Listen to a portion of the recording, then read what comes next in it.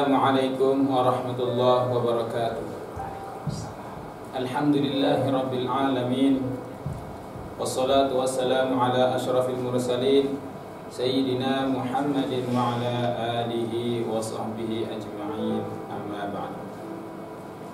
Anak-anakku sekalian yang di rumah, yang Yanda cintai, Yanda rindukan, semoga kita semua diberikan sehat walafiat oleh Allah Subhanahu wa taala, dan juga para pemirsa yang ada di rumah yang berbahagia, semoga kita selalu diberikan istiqomah oleh Allah Subhanahu wa taala dalam melaksanakan ibadah puasa dengan lebih baik dan diterima amal ibadah kita oleh Allah Subhanahu wa taala. Allahumma amin.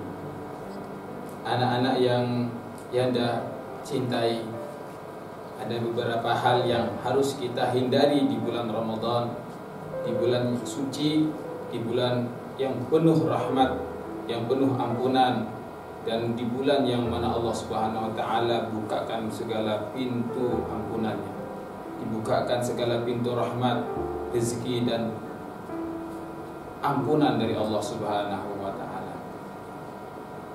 Bahwasanya tidak semua puasa itu diterima oleh Allah Subhanahu wa taala dari semua kaum muslimin. Ada beberapa hal yang harus kita hindari supaya puasa kita diterima oleh Allah Subhanahu wa taala. Ada di dalam sebuah riwayat yang sangat panjang sekali hadisnya, bahwasanya tidak akan dipandang oleh Allah Subhanahu wa taala di bulan Ramadan, dan tidak mendapatkan ampunan dari Allah Subhanahu wa taala di bulan Ramadan. Siapa mereka? Mereka itu ada 4 golongan. Yang pertama adalah orang yang rajulun mudminul khamr. Yang pertama adalah orang yang kecanduan dalam meminum khamr, meminum minuman keras. Orang yang tidak berhenti-berhenti dalam kemaksiatan, yang selalu meminum minuman keras. Misalkan dia berpuasa di siang hari, namun di malam hari dia masih meminum khamr, maka ini tidak akan dipandang oleh Allah Subhanahu wa taala di bulan Ramadan. Puasa yang dia laksanakan di bulan Ramadan akan ditolak oleh Allah Subhanahu wa taala, dan dia tidak akan mendapatkan ampunan, maaf dari Allah Subhanahu wa taala. Ampunannya saja tidak diberikan, apalagi maafnya Allah Subhanahu wa taala saja tidak diberikan, apalagi ampunan Allah Subhanahu wa taala. Apa bedanya antara maaf dan ampunan? Kalau ampunan itu segala amal yang dicatat dihapus oleh Allah Subhanahu wa taala. Segala keburukan yang dicatat, yang tercatat di dalam kitab amalnya itu dihapus oleh Allah Subhanahu wa taala. Namun maaf dari Allah Subhanahu wa taala, segala amal keburukannya itu masih tercatat, namun tidak dihapus, tapi dimaafkan oleh Allah Subhanahu wa taala. Kemudian yang kedua adalah orang aqul walidain, yaitu orang yang durhaka kepada kedua orang tuanya.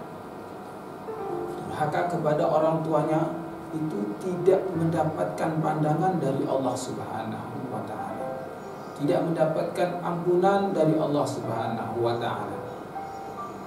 Dipandang saja tidak dapat, apalagi mendapatkan ridho Allah Subhanahu wa taala. Karena ridho Allah Subhanahu wa taala berada dalam ridho kedua orang tua. Maka anak-anakku sekalian dan para pemirsa yang ada di rumah, dalam sebuah hadis qudsi Rasulullah sallallahu alaihi wasallam bersabda, yaqulullahu ta'ala azza wa jalla, man asbaha murdiyan liwalidayhi wa musqitan li fa ana anhu radin. wa man asbaha murdiyan li wa muskhitan li walidayhi fa ana anhu sakhir. Rasulullah sallallahu alaihi wasallam bersabda, Allah Subhanahu wa taala berfirman, barang siapa yang menjadikan ridho kepada kedua orang tuanya dan dia membuat aku murka, kata Allah Subhanahu wa taala, maka aku tetap ridho kepadanya. Dan barang siapa membuat aku ridho namun dia telah membuat kedua orang tuanya murka, maka aku murka kepadanya. Maka hadirin yang dirahmati Allah Subhanahu wa taala, bahwasanya segala amal ibadah kita tidak akan diterima oleh Allah Subhanahu wa taala jika orang tua kita tidak ridho kepada kita.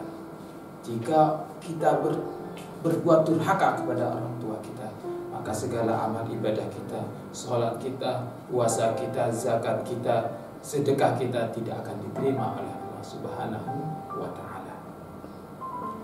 Maka kita lihat kisahnya seorang sahabat Alqamah, betapa beliau hidupnya bersama Rasulullah, sholatnya bersama Rasulullah, berjuang bersama Rasulullah. Namun dia tidak bisa mengucapkan kalimat syahadat ketika sakaratul maut kecuali setelah mendapatkan ridho dari orang tuanya.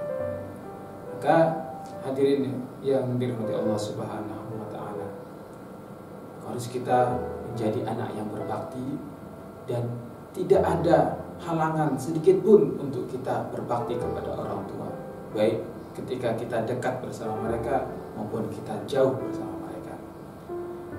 Ketika kita dekat, kita harus membantu mereka, menyenangkan hati mereka. Ketika kita jauh, kita harus selalu mendoakan mereka. Maka dalam sebuah athar menyebutkan, barang siapa yang mendoakan kedua orang tuanya 5 kali sehari setelah selesai sholat, maka Allah mencatatnya menjadi anak yang berbakti kepada orang tuanya. Kemudian yang ketiga adalah qati'ur rahim, yang tidak dipandang oleh Allah Subhanahu wa taala adalah orang yang memutus tali silaturahim. Tali silaturahmi yaitu hubungan antara saudara kita, hubungan antara kerabat kita, hubungan antara teman kita, hubungan dengan sesama saudara muslim kita. Dan silaturahmi dengan silaturahim itu berbeda. Namun silaturahmi itu lebih umum daripada silaturahim. Silaturahim adalah menyambung tali sedarah, serahim, yaitu saudara kandung. Maka ini harus kita saling memaafkan, saling menyambung tali silaturahim sebelum bulan Ramadan. Supaya apa? Supaya kita mendapatkan rahmat, pandangan dan keridhaan dari Allah Subhanahu wa taala. Karena la yadkhulul jannah al-qati, tidak akan masuk surga. Siapa yang tidak akan masuk surga? Orang yang memutus tali silaturahim. Kemudian yang keempat, yang tidak dipandang oleh Allah, yaitu orang yang bermusuhan. Musyahid adalah orang yang saling bermusuhan, bertengkar, adu sini, adu domba dan lain sebagainya, bertengkar antara saudara muslimnya, maka tidak akan dipandang oleh Allah Subhanahu wa taala, tidak mendapatkan rahmat dari Allah Subhanahu wa taala. Maka hadirin yang dimuliakan Allah Subhanahu wa taala, cara menghilangi permusuhan, pertengkaran, saling membenci dan lain sebagainya itu dengan tasafahu, yaitu saling bersalaman, sering-sering bersalaman. Dengan sering bersalaman maka akan menghilangkan rasa kebencian. Tahadu, dengan saling memberi hadiah, dengan saling memberi hadiah, dengan saling memberi hadiah akan menghilangkan rasa permusuhan, kebencian. Maka ini adalah solusi untuk kita menghindari saling membenci, saling bermusuhan antara saudara kita sesama muslim. Maka innamal mu'minuna ikhwatun fa aslihu baina akhwaikum. Karena sesungguhnya antara satu orang yang beriman dengan orang yang beriman itu adalah seperti saudara. Maka jangan sampai kita memutus tali persaudaraan kita, ya. Fa aslihu baina akhwaikum, maka perbaikilah tali persaudaraan kalian, ya. Jadi hadirin yang Allah Subhanahu wa taala, maka kita harus menjaga hubungan kita ini supaya kita selalu mendapatkan rahmat dari Allah Subhanahu wa taala, pandangan ampunan dari Allah Subhanahu wa taala. Mudah-mudahan sedikit ini yang dapat kami sampaikan bermanfaat bagi kita semua. Semoga segala amal ibadah kita diterima oleh Allah Subhanahu wa taala dan kita semua dijauhkan dari 4 golongan tersebut. Allahumma amin. Wabillahi taufiq wal hidayah wal afu minkum. Assalamualaikum warahmatullahi wabarakatuh.